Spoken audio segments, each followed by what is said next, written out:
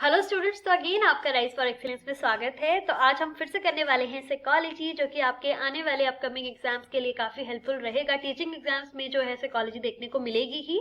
तो हमने जो है वो 13 क्वेश्चन जो है ऑलरेडी कंप्लीट कर लिए थे। जल्दी से एक बार रिकैप्चुलेट कर लेते हैं, देन आफ्टर दैट हम 14 क्वेश्चन से जो है वो स्टार्ट करेंगे। तो हमने यहाँ पे सबसे इंपॉर्टेंट पहले हम बात कर लें कि मैस्लो के बारे में जो है वो मैंने आपको बताया था कि उन्होंने जो है वो हायरार्किकल नीड के बारे में जो है वो बताया था। तो यहाँ पे सेल्फ एक्चुअलाइजेशन 9th क्वेश्चन जो हमने किया था कि ये जो है वो किससे संबंधित है, तो ये मैस्लो की थ्योरी से जो है वो संबंधित है, ये पूछा जा सकता है। तो आपको पहले तो ये की पॉइंट्स पता होने चाहिए कि उसकी हायरार्किकल जो थी वो क्या थी। ठीक है, क्या बनाई थी उसने। सबसे पहले था फिजियोलॉजिकल नीड, जिसमें आपका एयर, वाटर, फूड, शेल्टर वगैरह आता था। उसके बाद हमने सेफ्टी नीड के बारे में बात किया था। ये पता होना चाहिए स्टेप बाय स्टेप, कुछ भी पूछा जा सकता है। ठीक है, लव एंड बिलोंगिंग में आपका फ्रेंडशिप आ गया, फैमिली आ गया, ये सब था। ठीक है, एस्टीम में आपका रिस्पेक्ट आ गया, आपको रिकॉग्निशन चाहिए, सेल्फ एस्टीम, सेल्फ रिस्पेक्ट। ठीक है, फिर उसके बाद जो है वो सेल्फ एक्चुअलाइजेशन जो है वो सबसे हाईएस्ट नीड जो है वो अकॉर्डिंग टू मैस्लो है। तो ये आपको पता होना चाहिए। फिर हमने यहाँ पे जो है वो मल्टीपल इंटेलिजेंस के बारे में बात किया था कि ये जो है वो उसी के अंडर आता है। पर्सनल है, बॉडीली नॉलेज है, म्यूजिकल है। तो ये किसने दिया था, तो ये दिया था हार्वर्ड गार्डनर ने। फिर यहाँ पे हमने आज जो बात करनी है वो बात करनी है Sternberg triarchic theory of intelligence. तो ये देख सकते हैं आपके, अगर हम थ्योरी की बात करें तो आपका एक मैस्लो का आ गया, ठीक है, पियाजे का थ्योरी आ गया, कोहलबर्ग के हमने बारे में बात किया था कि थ्योरी ऑफ मॉरल डेवलपमेंट जो दिया था वो दिया था कोहलबर्ग ने। कोहलर की बात करें तो उसने इनसाइट थ्योरी दी थी, जिसमें हमने एक चिंपैंजी के बारे में बात किया था, उसका नाम था सुल्तान।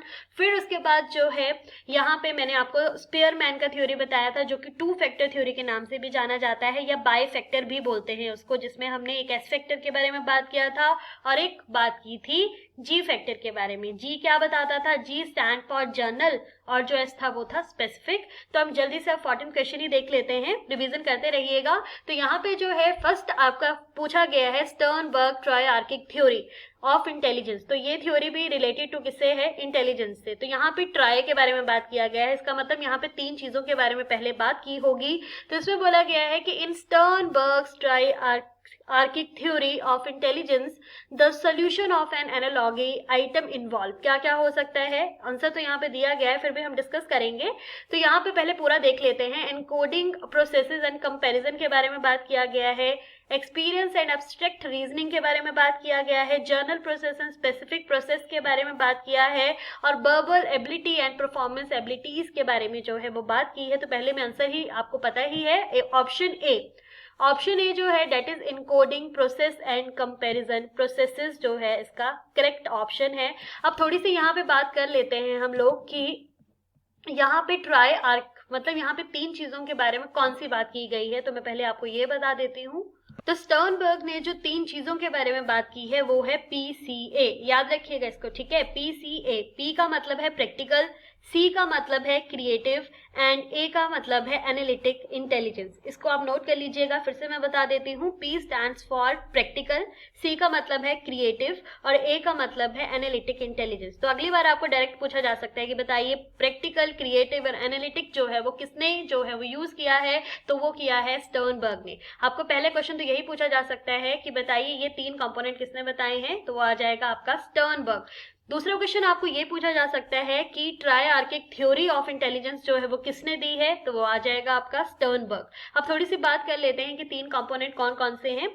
तो प्रैक्टिकल इंटेलिजेंस की अगर हम बात करें तो प्रैक्टिकल इंटेलिजेंस में आएगा कॉमन सेंस की बात, कि किस तरह से प्रैक्टिकली किसी भी प्रॉब्लम को सॉल्व किया जा रहा है। ठीक है, उसके बाद क्रिएटिव में आएगा कि थोड़ा इमेजिनेशन होगा उसमें, तो थोड़ा सा जो है इनोवेटिव आइडियाज जो है वो यूज किए जाएंगे प्रॉब्लम को सॉल्व करने के लिए, ये भी याद रखिएगा। और जो एनालिटिक इंटेलिजेंस है वो एकेडमिक बेस्ड है। ठीक है, तो उसमें जो है वो आपका प्रॉब्लम सॉल्व जो है वो किया जाएगा एकेडमिक ही। ठीक है, एकेडमिक बेस्ड है ये, तो इस चीज को आपने याद रखना है। तो प्रैक्टिकल में कॉमन सेंस आ जाएगा, क्रिएटिव में इमेजिनेशन, इनोवेटिव आइडियाज आएंगे, how to solve a problem. ठीक है, और एनालिटिक में आपको मैंने बता ही दिया। तो ये तीनों चीजें आएंगी। अब यहाँ पे थोड़ी सी हम बात कर लेते हैं कि कौन कौन से आपने इंपॉर्टेंट कीवर्ड्स जो हैं वो याद रखने हैं। तो चलिए अब देख लेते हैं इसको भी।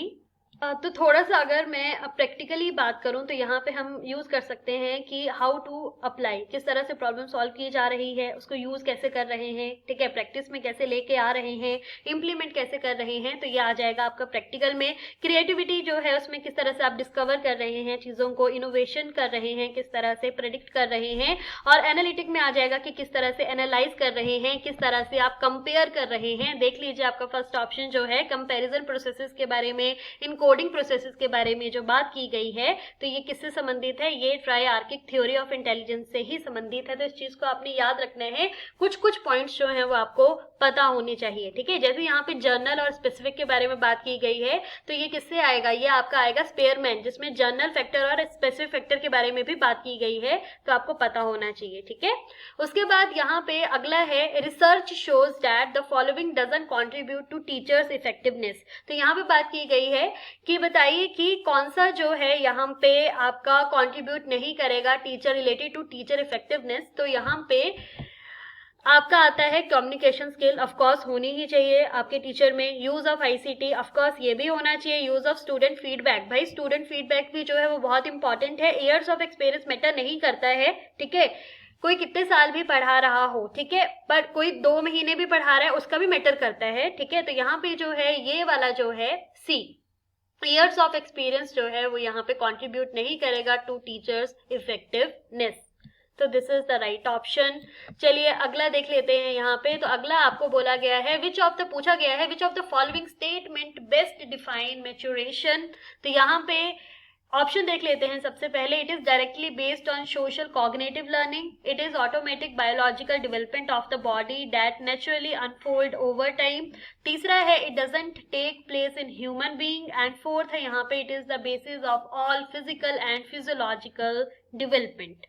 तो इसका करेक्ट ऑप्शन है option B, that is it is an automatic biological development of the body, जो कि नेचुरली जो है वो टाइम के साथ आपका अनफोल्ड होता रहता है। तो इस चीज को आपने याद रखना है। Basically it is related to heredity, ठीक है, तो इस चीज को आपने याद रखना है, पूछा जाता है आपको। तो यहाँ पे थोड़ी सी हम ग्रोथ के बारे में भी बात कर लेते हैं, या डेवलपमेंट के बारे में थोड़ी सी बात कर लेते हैं पहले। चलिए, तो सबसे पहले अगर मैं ग्रोथ के बारे में बात करूं तो ये आता है क्वांटिटेटिव, ठीक है, इस चीज को याद रखना है, that is related to quantity, ठीक है। तो यहाँ पे जैसे फिजिकल चेंजेस आएंगी आपकी, अकॉर्डिंग टू आपका इंक्रीज होगा हाइट, वेट, ठीक है। तो यहाँ पे हम इसमें बात करेंगे, ग्रोथ रेफर करता है आपका फिजिकल चेंजेस के बारे में, ठीक है। और डेवलपमेंट क्या है, डेवलपमेंट जो है उसमें आपका क्या आएगा, क्वालिटेटिव, याद रखिएगा, ठीक है, जिसमें आपकी क्या आएगी, कॉग्निटिव डेवलपमेंट आएगी, इमोशनल डेवलपमेंट आएगी, सोशली कैसे आप जो है वो बात कर रहे हैं, सोशलाइज कैसे हैं आप, ठीक है, मोरल मोटर स्किल आएंगे, साइकोमोटर स्किल्स आएंगे इसमें, ठीक है। फिर आप कैसे लर्न कर रहे हैं, कैसे किसी प्रॉब्लम को सॉल्व कर रहे हैं, कैसे आप बात कर रहे हैं, तो ये सारी चीजें किसके अंडर आएंगी, ये सारी चीजें जो है वो आपकी कहाँ पे आएंगी, डेवलपमेंट में। और ग्रोथ जो है क्वांटिटी से रिलेटेड है, ठीक है, फिजिकल चेंजेस से रिलेटेड है, आपका हाइट है, आपका वेट है, ठीक है, क्वांटिटी ये पूछा जाता है कि बताइए कि आपका ग्रोथ क्वांटिटी है या क्वालिटेटिव है, ये पूछा जाता है, ठीक है। और आपका डेवलपमेंट के बारे में भी पूछा जाता है, तो आप दोनों चीजें जो है वो आपको पता होनी चाहिए यहाँ पे, ठीक है। और ये ग्रोथ है, basically it is a part of development, ठीक है। चलिए अब यहाँ पे थोड़ी सी हम बात कर लेते हैं, इसका कौन सा ऑप्शन था, दैट इज सेकंड ऑप्शन। अब यहाँ पे हम बात कर लेते हैं, फिर से आपको पूछा गया है चॉम्स्की के बारे में। चॉम्स्की के बारे में हमने क्या बात किया था, तो हमने यहाँ पे बात किया था, अगर हम थोड़ा सा देखें तो हमने बात की थी यहाँ पे कि साइको लिंग्विस्टिक थ्योरी जो है वो किसने डेवलप किया था, तो ये किया था चॉम्स्की ने, ठीक है। अब यहाँ पे क्वेश्चन क्या है आपका कि विच of the following is a characteristic of Chomsky theory. तो अब यहाँ पे क्या बात हो रही है, पहले हमें नाम तो पता ही होना चाहिए, उसने क्या चीज दी थी ये भी पता होना चाहिए, और वो भी पता ये उसका जो सारा चॉम्स्की थ्योरी क्या बोलती है, कौन से की पॉइंट उसने यूज किए हैं, क्या बात की है, that is also very very important. तो हम थोड़ा सा देख लेते हैं चॉम्स्की के बारे में। चलिए, पहले यहाँ पे बोला गया है कि कैरेक्टरिस्टिक जो है अकॉर्डिंग टू चॉम्स्की थ्योरी वो क्या है। तो फर्स्ट ऑप्शन है development of language is between 3 और 5 ईयर्स ऑफ एज। सेकेंड है language development is dependent on the reinforcement received by the child. Third है यहाँ पे कि चाइल्ड एक्वायर करता है mistake in language by observing their parents and others around them, जिसके आसपास है उसके, जो ऑब्जर्विंग देयर पेरेंट, जो ऑब्जर्व कर रहे हैं ठीक है। और फोर्थ यहाँ पे जो बात हो रही है that is children have an innate mental grammar. तो अभी हम थोड़ी सी पहले चॉम्स्की की थ्योरी के बारे में बात करेंगे, फिर देखेंगे कि इसका करेक्ट ऑप्शन जो है वो कौन सा है।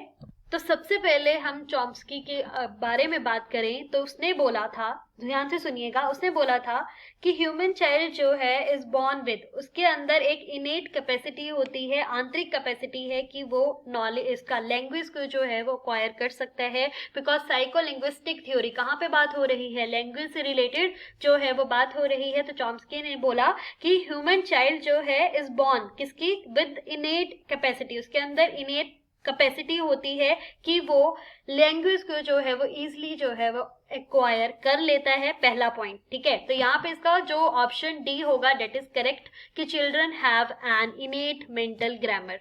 ये आ गया बात कि अंदर इनेट कैपेसिटी होती है कि वो नॉलेज जो आपका लैंग्वेज को एक्वायर कर सकता है।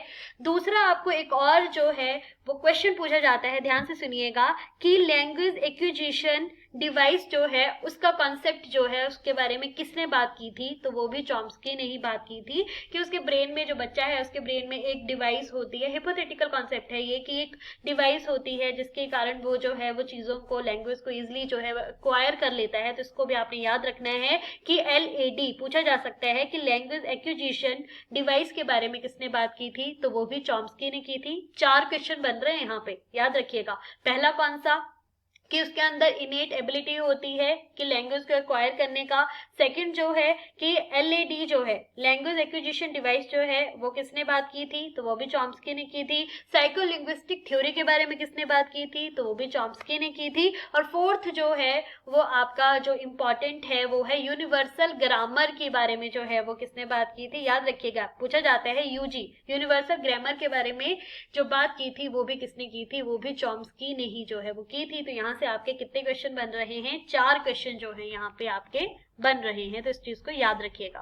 तो अगला क्वेश्चन यहाँ पे है, failure to develop consistent identity result in. बोला गया है कि अगर कंसिस्टेंट आइडेंटिटी डेवलप करने में, बनाने में अगर फेलियर है बच्चा, तो उस रिजल्ट क्या होता है, उसका इन्फीरियोरिटी आती है, रोल कंफ्यूजन है, स्टेग्नेशन है, या सोशल आइसोलेशन है। तो इसमें इसका करेक्ट ऑप्शन आएगा option B, that is role confusion.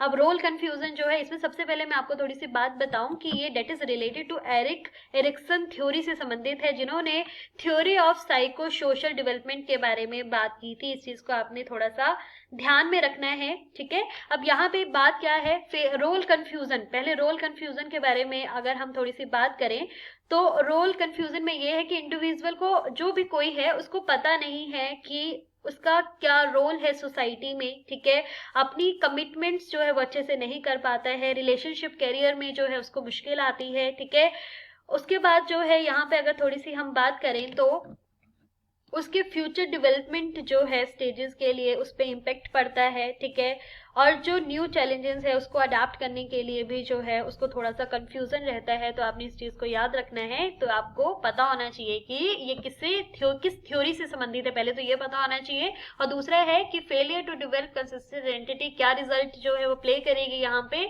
तो वो करेगा रोल कंफ्यूजन ही है। ठीक है, चलिए अगले क्वेश्चन देख लेते हैं थोड़ा सा।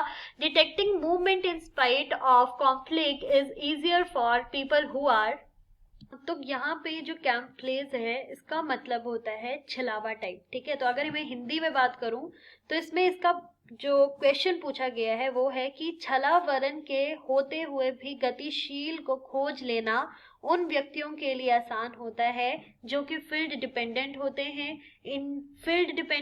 हैं, both field dependent and field independent होते हैं, ये neither field dependent nor field dependent होते हैं। तो इसका करेक्ट ऑप्शन है that is in field dependent. ठीक है, तो इसका ये करेक्ट ऑप्शन है। यहाँ पे अगर हम देखें तो यहाँ पे फील्ड इंडिपेंडेंट होना था, बट यहाँ पे अकॉर्डिंग टू आपका क्वेश्चन पेपर इन फील्ड लिखा गया है। तो आपका जो फील्ड इंडिपेंडेंट इंडिविजुअल्स है वो मे बी बेटर फोकस करते हैं स्पेसिफिक डिटेल्स पे। ठीक है, और अगर हम यहाँ पे फील्ड डिपेंडेंट के बारे में बात करें तो जो फील्ड डिपेंडेंट हैं वो बात करते हैं, बेटर होते हैं परसीविंग द ओवरऑल कॉन्टेक्स्ट के बारे में जो है वो बात करते हैं। इंडिपेंडेंट, जो फील्ड इंडिपेंडेंट है वो फोकस करते हैं स्पेसिफिक डिटेल पे। तो इस पे आपने याद रखना है, this is the correct option. ठीक है, अगला क्वेश्चन यहाँ पे पूछा गया है, people with moderate mental retardation, जो मेंटल रिटार्डेड होते हैं उनका आईक्यू का रेंज कितना है? तो का रेंज है 35 to 49, ये याद रखिएगा, this is the correct option.